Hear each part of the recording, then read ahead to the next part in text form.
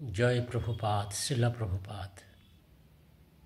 জয় হোক প্রভুপাদের পদকা মস্তকে ধারণ করে এই মায়াকে জয় করার চাবি রূপে হৃদয়ে দরজা খুলে দেন। দণ্ডবত ভক্তবৃন্দ। চতুর্দিকে একটি কথা শোনা যাচ্ছে, মায়া মায়া মায়া। এই মায়ার সংসার, মায়ার জগৎ, এই যে মায়ার হাতে পড়ে মোর জীবন হইল শেষ। মায়া কি? ভগবানের বহিরঙ্গ শক্তি মায়া। এই মায়াকে না জানলে,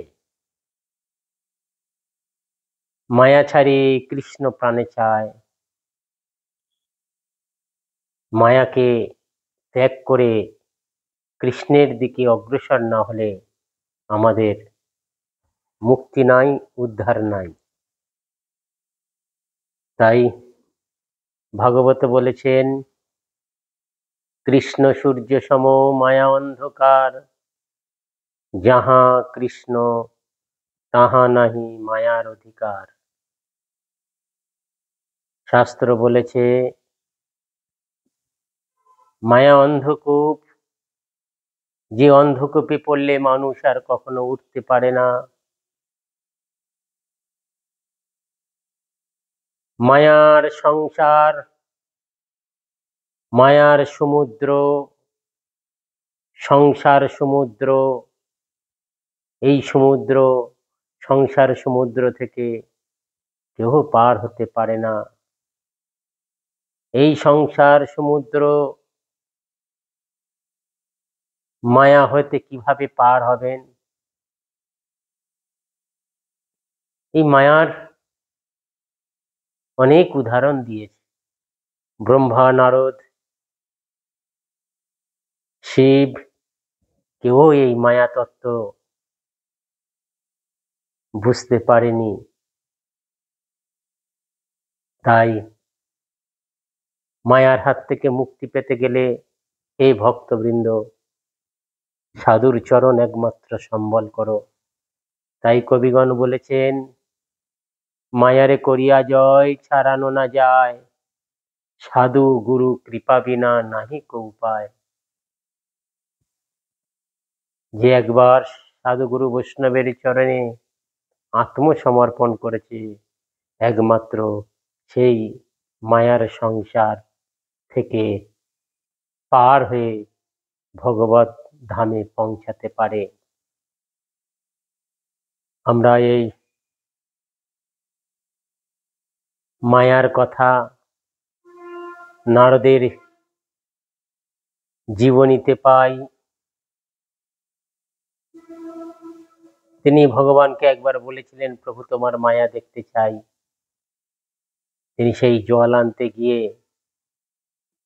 কিভাবে ভুলে গেছিলেন। তাই এই সংসারে যে একবার আসবে, সে মায়ার সংসার থেকে মুক্তি হতে পারে না। শিবও তিনি ভগবানকে বলেছিলেন, প্রভু আপনার মায়াকে একটু দেখাও।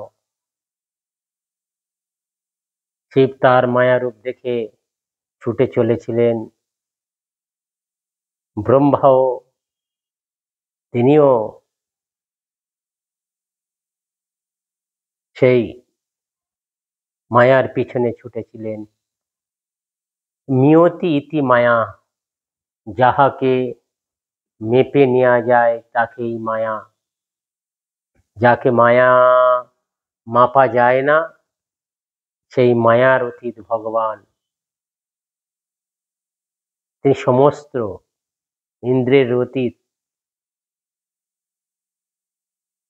যাকে কোনো কিছুতেই মেপে নেওয়া যায় না, সেই অপ্রাকৃত সচ্চিদ আনন্দময় ভগবানকে জানুন ভক্তের মাধ্যমে। ব্যাসদেবও তিনি ভগবানের পিছনে এই চাতুর্মাস্যে নারদের কৃপায় তিনি মায়া দেখেছিলেন, ভগবানের সম্মুখে চিদানন্দ শরীর দেখেছিলেন। তাই তিনি এই মায়া তত্ত্ব ভাগবতে বর্ণন করেছিলেন।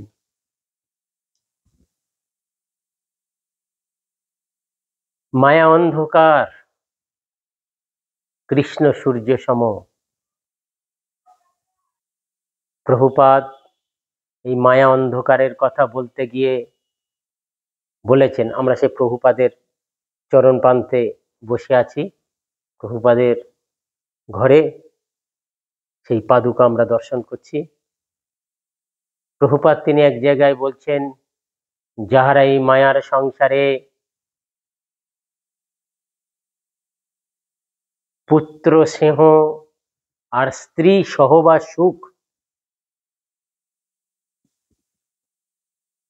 সংসারে জীবনের নানা বিপজ্জনক ডেকে আনে, তাহাদের অনাদিকাল এই নরকে যন্ত্রণা কষ্ট ভোগ করতে হয়। তাই আমি আমার যত কিছু কৃষ্ণ নিবেদন, নিষ্কপটে দৈন করি জীবন যাপন, সবই তার চরণে নিবেদন করাই যথার্থ বুদ্ধিমানের কাজ।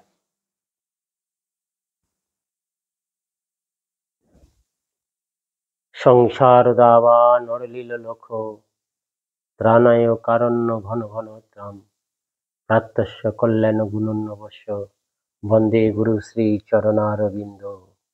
এই মায়ার সংসার থেকে উত্তীর্ণ হতে একমাত্র গুরু কৃপাই সম্বল। গুরু কৃপা, শাস্ত্র কৃপা, শ্রদ্ধা লাভ এবং ভজনানন্দী সাধুর সঙ্গ, সাধু সঙ্গে শ্রবণ কীর্তন স্মরণ এবং সকল প্রকার অনর্থ নিবৃত্তি চেষ্টার দ্বারায় মায়াকে জয় করা যায়। তাই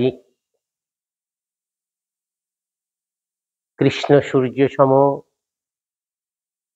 আমরা পূর্ব দিকে কৃষ্ণের, অর্থাৎ সূর্য পূর্ব দিকে ওঠে, সূর্যের সামনে দাঁড়িয়ে থাকলে আমাদের ছায়া যেমন পিছনে পড়ে, দুপুর 12টায় সূর্য মাথার উপরে সূর্যের নিচে দাঁড়িয়ে থাকলে যেমন ছায়াটা পায়েতে পড়ে, পশ্চিমে সূর্য হেলে গেলে তার দিকে পিছন করে দাঁড়ালে যেমন ছায়াটা সামনে এসে পড়ে, সেই মতো আমরা যদি ভগবানকে ভুলে যাই, ভগবানকে পিছন করি, গুরু বৈষ্ণবের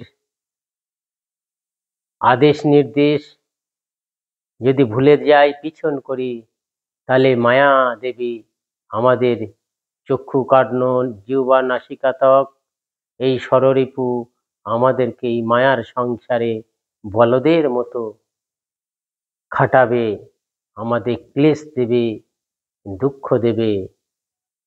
আবার কৃষ্ণ সূর্য সম, অর্থাৎ সেই সূর্যকে যদি আমরা মাথার উপরে রাখি বা সূর্যের সামনে যদি দাঁড়িয়ে থাকি, ছায়া যেমন পায়েতে পড়ে পিছনে চলে যায়, সেরকম ভগবানকে মাথায় করে রাখলে স্বয়ং মায়া দেবী আপনার সেবা করার জন্য ব্যস্ত থাকবে। যিনি ভগবানের ভক্ত, ভগবানের জন্য সবকিছু দিয়েছে, এই জন্য ভক্তের সেবা করতে পারলে আমি যে ভগবানের বহিরঙ্গা শক্তি দাসী, আমারও জীবন সার্থক হবে। তাই ভক্তবৃন্দ, এই মায়াকে জয় করে, মায়ার সঙ্গে লড়াই করে, সেই লড়াইয়ের কাণ্ডারিকে না মায়ারে করিয়া জয় ছাড়ানো না যায়, সাধু গুরু কৃপা বিনা নাহিক উপায়। সাধুগুরু বৈষ্ণবের 24 ঘণ্টা সেবার মাধ্যমে, 24 ঘণ্টা তাহাদের বাণী সেবার মাধ্যমে এবং সর্বাত্ম স্থাপনম সেবার মাধ্যমে এই মায়াকে জয় করা যাবে, না হলে যাবে না। কেন আমার কথা কেহই শুনবে না, আমার কথাই জগতের লোক শোনে না, আর ভগবান কি করে শুনবে? তাই বৈষ্ণবের আবেদনে কৃষ্ণ দয়াময় এহেন পামরে প্রতি হইবেন সদয়। বৈষ্ণবের সেবা করুন। গুরু বৈষ্ণবের প্রচুর প্রচুর সেবা করলে তাহারা ভগবানের কাছে প্রার্থনা করেন আমাদের হয়ে, যে প্রভু আপনি এই ভক্তদের মায়া সংসার থেকে উদ্ধার করুন। তবেই ভগবান তিনি তার ধাম থেকে আমাদেরকে রথ নিয়ে এসে সেই চিন্ময় জগতে পার করবেন। তার স্বরূপ আমরা জানি, মার্কণ্ড ঋষি যমরাজা এসেছে নিয়ে যাওয়ার জন্যে, কিন্তু বৈষ্ণবকে কিভাবে, অর্থাৎ শিবকে, বৈষ্ণবানাং যথাশম্ভু, শিবজিকে কিভাবে জড়িয়ে ধরেছিলেন, যমরাজ দাঁড়িয়ে থেকে থেকে নিয়ে যেতে পারলেন না। তাই আমরা ওইভাবে গুরু বৈষ্ণবের চরণকে যদি আঁকড়ে ধরে থাকতে পারি, এই জগতের কোনো মায়া শক্তি নাই যে আমাদেরকে এই ভগবানের চরণ থেকে ছিনিয়ে নিয়ে যাবে। তাই আমরা অমৃতেশ্বর পুত্র, অমৃত ভগবানের কাছ থেকে এসেছি, আবার ভগবানের কাছে চলে গিয়ে ভগবানের সেবায় নিযুক্ত হতে পারি, এইটাই আমাদের কাম্য। জয় হোক। বাঞ্ছা কল্পতরুভ্যশ্চ কৃপা সিন্ধুভ্যেব চ পতিতানাং পাবনেভ্যো বৈষ্ণবেভ্যো নমো নমঃ।